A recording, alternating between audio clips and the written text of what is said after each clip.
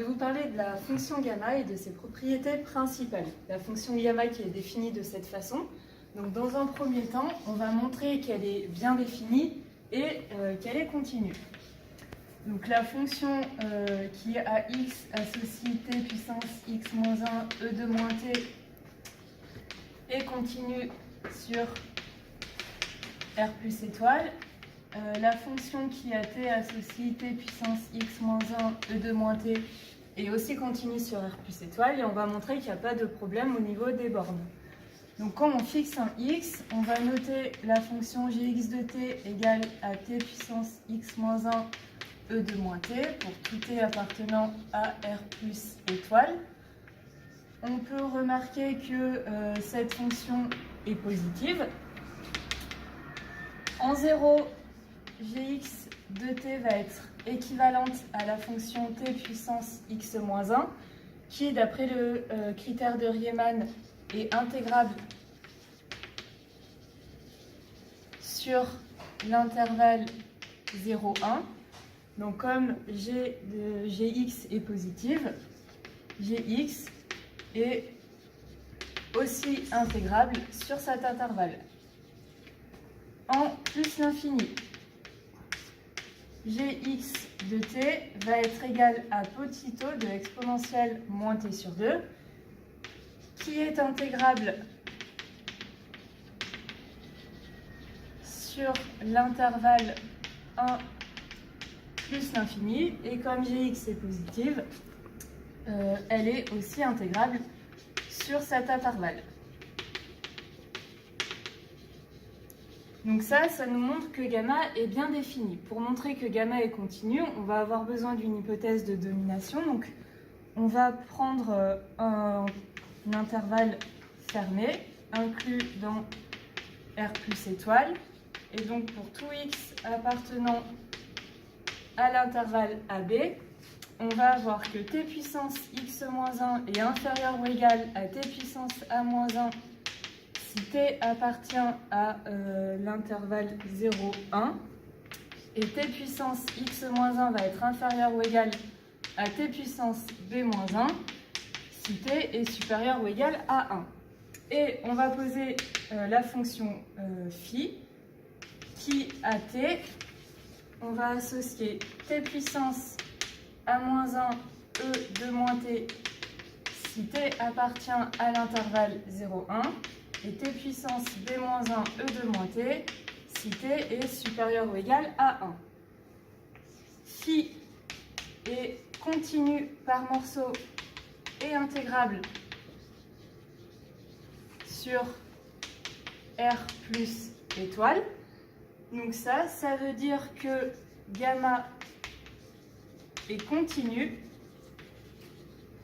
sur tout compact de R plus étoile, sur tout intervalle de la forme AB inclus dans R plus étoile. Donc, elle est continue sur R plus étoile. Alors, on va maintenant montrer quelques propriétés. La première, donc on a x qui est strictement supérieur à 0. On va montrer que gamma de x plus 1 est égal à x gamma de x. Gamma de x plus 1 est égal à l'intégrale entre 0 et plus l'infini de t puissance x e de moins t dt. On effectue une intégration par partie avec u qui est égal à tx et v qui va être égal à moins e de moins t. U et v sont bien séants sur R plus étoile. Donc on va retrouver l'intégrale entre 0 et plus l'infini des moins e de moins t, donc le moins je vais donner ici. On dérive tx, on obtient x t puissance x moins 1. Cette partie-là va être égale à 0, donc on va bien retrouver x gamma de x. On peut alors montrer la propriété suivante pour tout entier naturel différent de 0.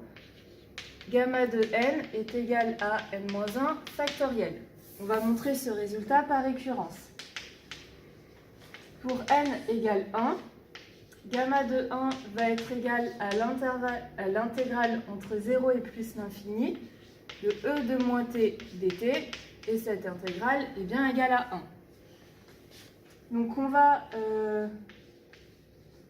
supposer P de n pour un certain n appartenant à n étoile, et on va montrer P de n plus 1. Donc on va avoir gamma n plus 1 qui est égal, d'après la question précédente, à n gamma de n, et qui est égal, d'après l'hypothèse de récurrence, par n-1 factoriel. Donc on va retrouver notre n factoriel, puisqu'il nous manque bien la propriété. Et grâce à cette propriété, on peut trouver aussi un équivalent de gamma en 0. Donc on a déjà dit que gamma est continu sur R plus étoile. Donc gamma de x plus 1 va être équivalent en 0 à gamma de 1, qui est égal à 1. Et gamma de x plus 1 est égal à x gamma de x. Donc ça veut dire que gamma de x va être équivalent en 0 à 1 sur x. Et on va montrer maintenant une dernière propriété. On va montrer que gamma de x est égal à la limite quand n tend vers plus l'infini des n puissance x, n factoriel sur x, x plus 1, x plus n. Pour montrer ce résultat, on va montrer un résultat intermédiaire. On va d'abord montrer que gamma de x est égal à la limite quand n tend vers plus l'infini de l'intégrale entre 0 et plus l'infini de t puissance x moins 1, facteur de 1 moins t sur n puissance n dt. On va poser pour tout n appartenant à une étoile, pour tout t appartenant à R plus étoile, une suite de fonctions fn de t qui va être égale à t puissance x moins 1 facteur de 1 moins t sur n puissance n si t est strictement compris entre 0 et n, et qui est égal à 0 si t est supérieur ou égal à n. Et on va montrer ce résultat en utilisant le théorème de convergence dominée. On a donc plusieurs hypothèses à vérifier. La première, pour tout n appartenant à n étoile, nos fn sont bien continus sur R plus étoile. On va montrer que cette suite de fonctions converge simplement. Donc on va fixer fixons t. Comme on va faire tendre n vers plus l'infini, à partir d'un certain rang,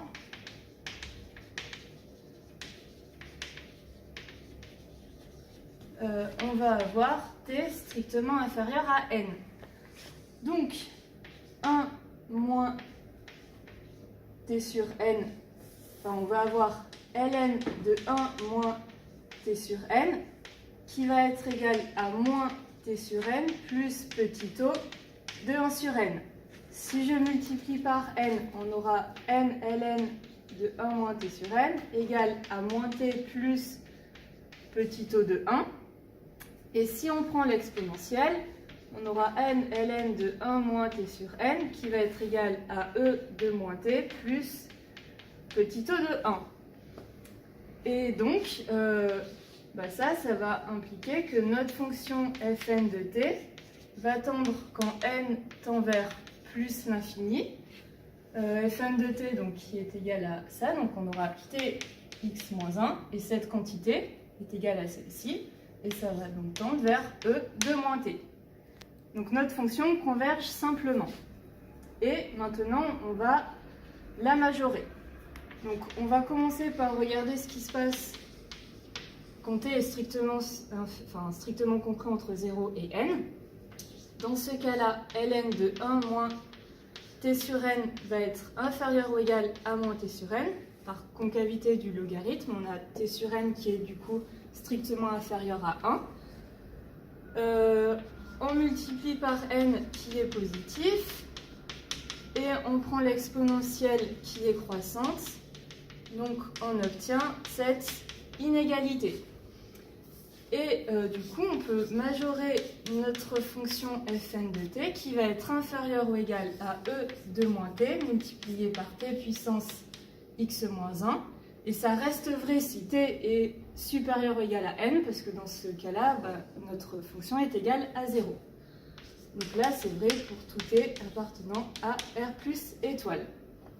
Et la fonction phi de t égale à e de moins t, t puissance x moins 1, et continue par morceau, et intégrable sur R plus étoile.